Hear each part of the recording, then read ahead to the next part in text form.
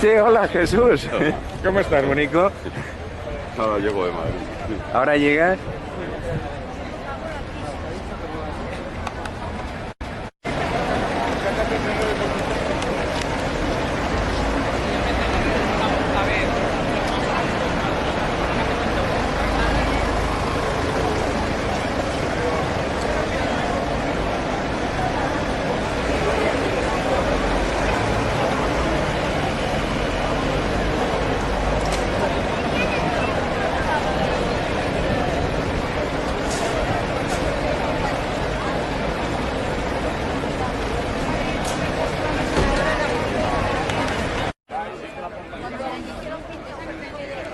Cuando yo mi hija le he dicho que de sus cuando empiece a trabajar, el 60% se van a pagar todos estos, ya he dicho algo más o algo.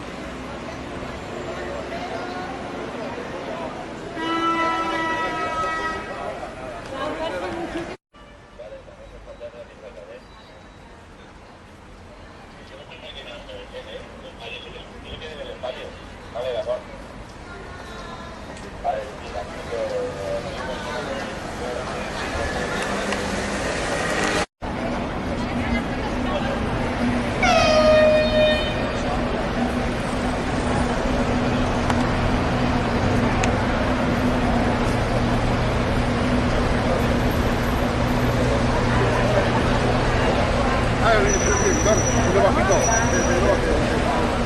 El número jugando, yo presido, vale, tío, pero sí, sí.